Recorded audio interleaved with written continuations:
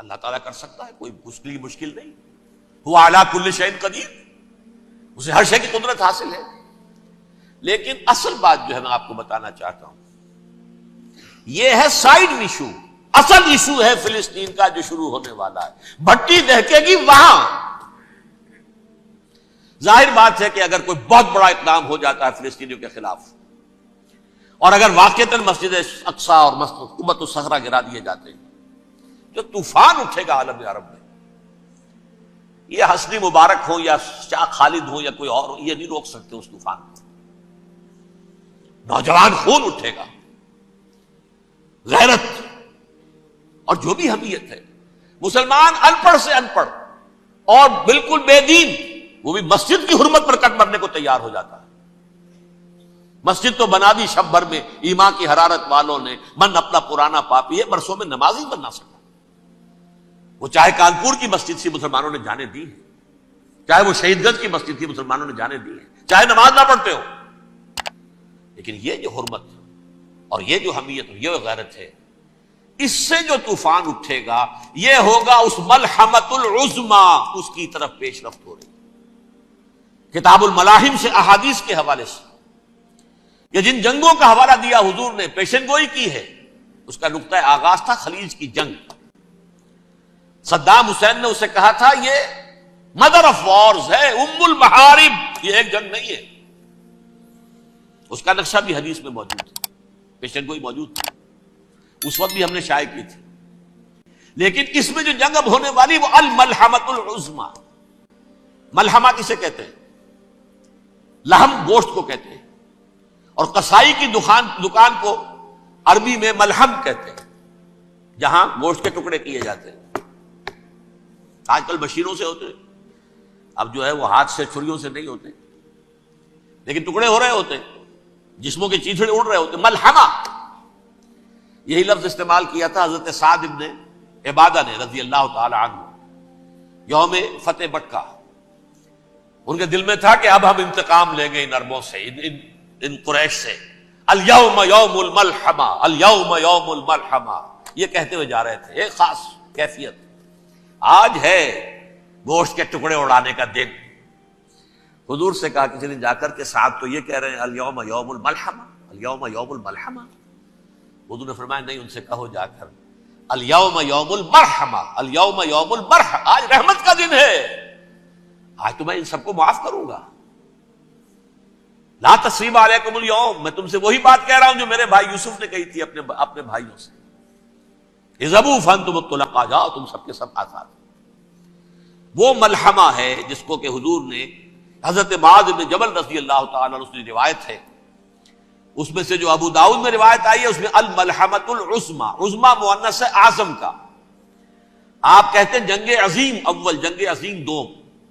عظیم کا باپ ہو گیا اعظم، سب سے بڑا، اور اس کا مؤنث ہے سب سے بڑی، عظما. الملحمۃ العظما، سب سے بڑی لڑائی. میرے نزدیک یہ وار کے معنی میں نہیں ہے، بیٹل کے معنی میں. انگریزی میں یہ دو لفظ علیحدہ ہیں، وار، بیٹل.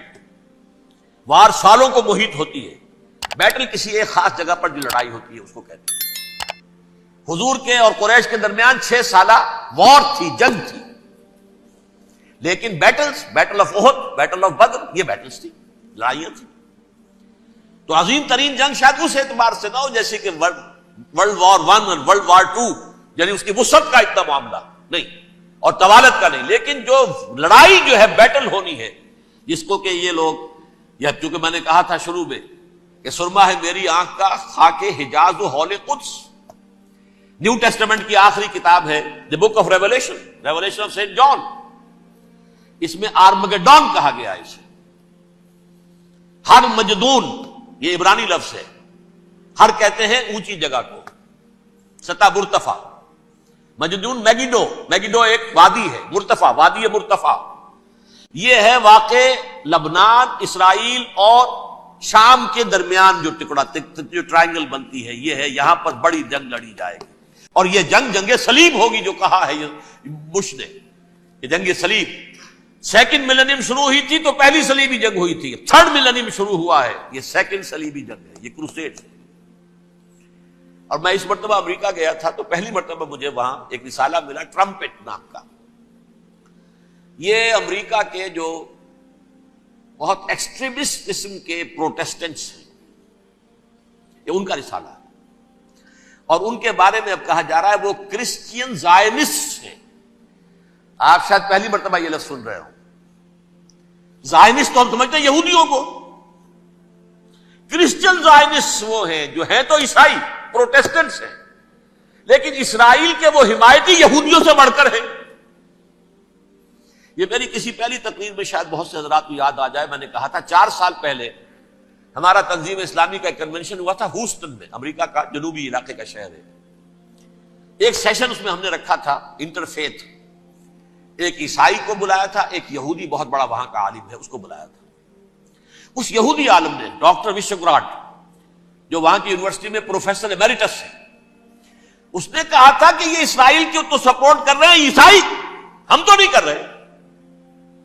جو پریکٹسنگ یہودی ہیں وہ زیادہ اسرائیل کے حق میں نہیں تھے، یہ تو سن 67 کے بعد انہوں نے اسرائیل کو تسلیم کیا ہے.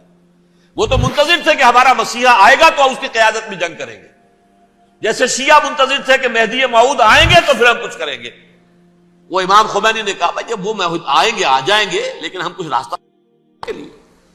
زائنسٹ نے آگے بڑھ کر ریاست قائم کر لی، اور جب یروشلم پر بھی پورا قبضہ کر لیا تب جو ہے در حقیقت مذہبی یہودی جو ہے پھر انہوں نے اپنایا ہے، اون کیا ہے، اور نئے سیٹلمنٹس جو بھی بنے ہیں وہاں پر اسرائیل میں، اس میں اکثر و بیشتر مذہبی یہودی آیا، اور بروکلن کے علاقے سے سب سے بڑھ کر آئے ہیں، جو امریکہ میں نیو یارک کا ایک جنوبی علاقہ ہے، بہت بڑا یہودیوں کا بہت بڑا گڑھ ہے.